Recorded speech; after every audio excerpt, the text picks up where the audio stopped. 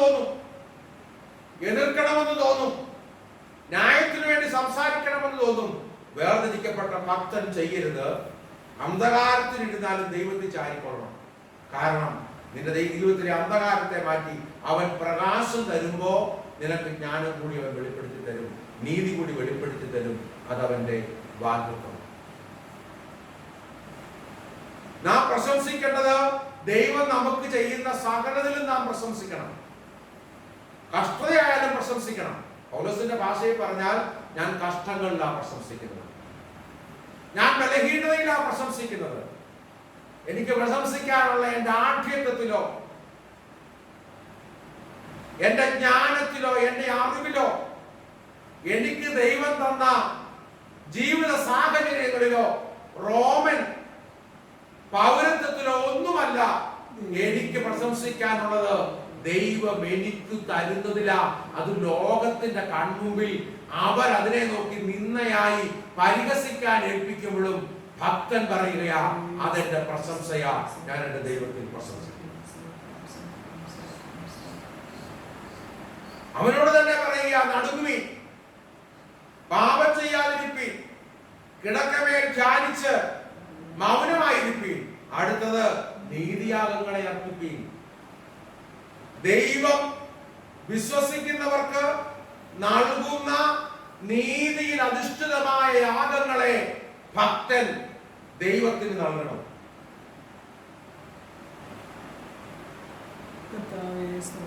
യഹോവയിൽ ആശ്രയം വെപ്പീൻ, വിശ്വസിച്ചുകൊണ്ട് ചാരണം യഹോവയിൽ. നമുക്ക് ആ നന്മ കാണിക്കുമെന്ന് പലരും പറയുന്നു. യഹോവേ, നിന്റെ മുഖപ്രകാശം ഞങ്ങളുടെ മേൽ ഉദിപ്പിക്കണമേ. നന്മ കൊടുക്കാൻ ആരുണ്ടെന്ന് നോക്കി നടക്കുകയല്ല, നന്മ ഉണ്ടാകുന്നത് എങ്ങനെയെന്ന് നോക്കി നടക്കുകയല്ല. നസറേത്തിൽ നിന്ന് വല്ല നന്മയും വരുമോ എന്ന് ക്രിസ്തുവിനെ കണ്ടു എന്ന് പറയുമ്പോ നസറേത്തിൽ നിന്ന് വല്ല നന്മ വരുമോ എന്ന് ചോദിക്കാനല്ല, വന്നു കാണണം, അനുഭവിച്ചറിയണം യഹോവ നല്ലവനാണെന്ന്.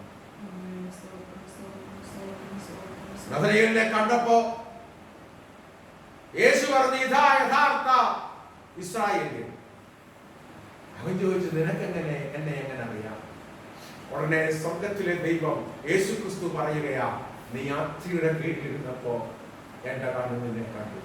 ഫിലിപ്പോസ് നിന്നെ വിളിക്കുന്നതിന് മുമ്പ് നിന്റെ കണ്ണിനെ കണ്ടതുകൊണ്ടാണ് ഫിലിപ്പോസ് നിന്റെ അടുക്കൽ വന്നത്. ഉടനെ അവൻ പറഞ്ഞു, റബി, നീ ഇസ്രായേലിന്റെ വീണ്ടെടുക്കുന്നവൻ. അടുത്ത വാക്യം യേശു പറഞ്ഞത്, ഇതുകൊണ്ട് നിന്നെ ഞാൻ കണ്ടെന്ന് പറഞ്ഞത് കൊണ്ട് നീ വിശ്വസിക്കാനോ? ഇതിൽ വലിയത് നീ കാണും. ദൈവത്തിലെ ചെറിയ കാര്യങ്ങളിൽ ഒരാൾ വിശ്വസിക്കാൻ തയ്യാറായാൽ അവർക്ക് ആ ദൈവം മേന്മയേറിയതും മഹത്വമേറിയതും വിശ്വസിക്കാൻ അവസരം കൊടുക്കും. ഞാൻ വാക്കുകൾ സ്വർഗീയ ജ്ഞാനത്തിന് വേണ്ടി യേശു ക്രിസ്തുവിനെ നേടാൻ വേണ്ടി പ്രാർത്ഥിക്കണം. യേശു ക്രിസ്തുവിൽ ഇരിക്കാൻ വേണ്ടി പ്രാർത്ഥിക്കണം.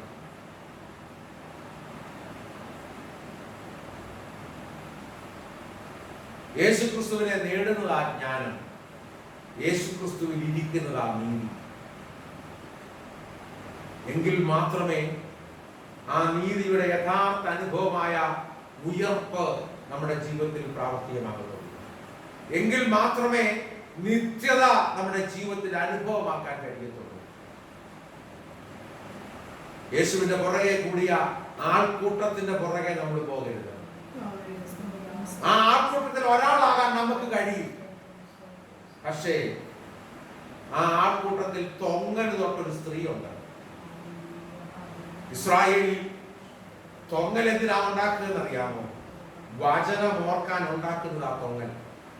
ന്യായപ്രമാണത്തിലെ വചനങ്ങൾ ഓർക്കാൻ വസ്ത്രത്തിൽ ഉണ്ടാക്കുന്ന ആ തൊങ്ങൽ. ആ തൊങ്ങലിൽ തൊട്ടിട്ടാണ് ആ സ്ത്രീ സൗഖ്യമായത്. ആൾക്കൂട്ടത്തിന്റെ കൂടെ തള്ളിപ്പോകുന്ന ഒരു വിശ്വാസിയായിട്ടല്ല, അനുഭവിച്ചറിയുന്ന, ക്രിസ്തുവിലിരിക്കുന്ന, വചനത്തിൽ രക്ഷ കണ്ടെത്തുന്ന ഒരു വിശ്വാസിയായി ജീവിതത്തിൽ മാറാൻ നമ്മളെ തന്നെ ഏൽപ്പിച്ചു. ദൈവകരങ്ങളിലേക്ക് നമ്മളെ സമർപ്പിക്കാൻ നമ്മുടെ തലങ്ങളെ ദൈവസന്നിധിയിൽ പോകണം. ഈ പകൽക്കാലം ഈ വേദഭാഗത്ത് ഇങ്ങനൊരു പൊരുൾ നൽകിയ ദൈവത്തെ നമുക്ക് സ്തുതിക്കാം. ദൈവവചനം അത് ജീവനായി മാറുന്നത്, ഞാൻ നിങ്ങളോട് സംസാരിച്ച വചനം ആത്മാവും ജീവനുമാണെന്ന് പറയുന്നത്, ദൈവവചനം സാഹചര്യങ്ങളിൽ, വ്യക്തികളിൽ അതാത് സമയത്ത് ദൈവം അതിനെ ജീവനായി വ്യാപരിപ്പിക്കുന്നത് അതിന് കൊടുക്കുന്ന വ്യാഖ്യാനം മുഖാന്തരമാണ്. അതുകൊണ്ടാണ് ദൈവം പറഞ്ഞത്, പ്രവാചകന്മാർ പലതും പ്രവചിക്കുന്നുണ്ട്, അവർ എന്റെ ജനത്തിന്റെ ആലോചനാ സഭയിൽ നിന്നിരുന്നെങ്കിൽ കൊള്ളായിരുന്നു. ദൈവത്തിന്റെ ആലോചനാ സഭയിൽ നിന്ന് ദൂതേറ്റെടുത്ത് ദൈവജനം ജീവിക്കണം. ദൈവകരങ്ങളിലേക്ക് നമ്മളെ ദൈവം നമുക്ക് വീണ്ടും ഒരു കാലഘട്ടം കൂടെ തരികയാണ്.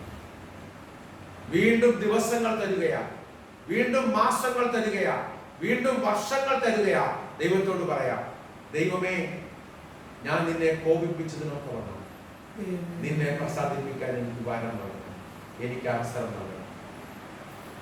പരിശുദ്ധനായ ദൈവമേ, സ്വർഗ്ഗീയ പിതാവേ, തിരുവചനത്തിന് മുമ്പിൽ എളിയവനെ ഞാൻ സമർപ്പിക്കുന്നു. പ്രസംഗിച്ചിട്ട് കൊള്ളരുതാത്തവനായി തീരാതിരിക്കാൻ, വചനത്തെ അഴിക്കുകയും പഠിപ്പിക്കുകയും ചെയ്യുന്നവനല്ല, ആചരിക്കുകയും പഠിപ്പിക്കുകയും ചെയ്യുന്നവനാകാൻ എളിയവനെ തുടങ്ങുന്നു.